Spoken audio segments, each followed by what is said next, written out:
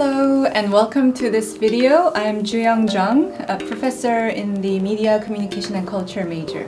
Communication and media have become essential part of our everyday life. In our everyday surrounding, there are older media such as television, newspapers, and radio, but we are also surrounded by newer media such as the internet, social media, and mobile media. And a lot of the newer media are very much attached to us, personalized to us, and therefore it becomes all the more important for us to really understand the role of media and communication in our everyday life. So in our major in Media, Communication and Culture, we try to highlight the role of media and communication and to understand the processes. In our major, we have 4 subfields. The first is Media and Cultural Studies. So media are the window toward understanding culture and society. So in Media and Cultural Studies, students study and analyze the media through which we can understand society and culture. So for example, if you analyze how people use social media, such as Twitter or Instagram, you can understand how the young people communicate to one another and relate to one another. We can also understand political processes. We can also understand popular culture and fandom. So that's our first area. The second area of study is communication studies. When we communicate, communication can be largely categorized into micro, meso, and macro level of communication. So micro level, person-to-person, interpersonal communication. And meso level, group level, organizational level, community level communication. And macro level, mass communication, one-to-many communication.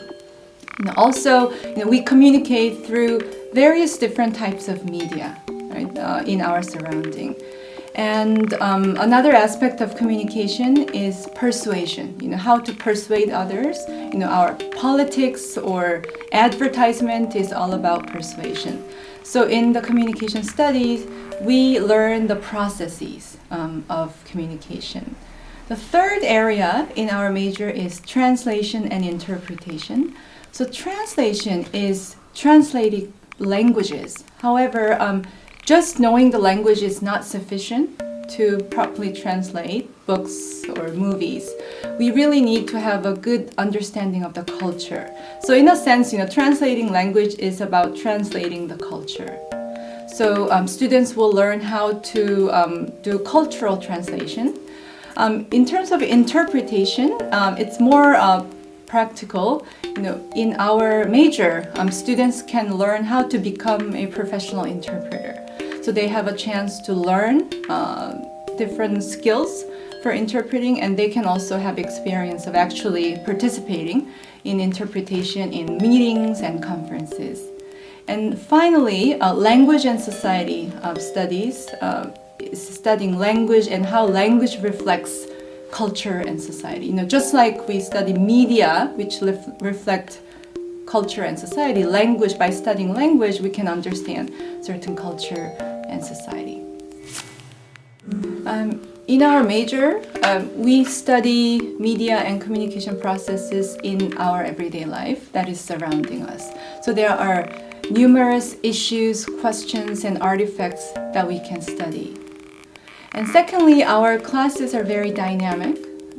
As I speak, the communication and media environment is changing. Okay, so every year we have different content updates in our classes.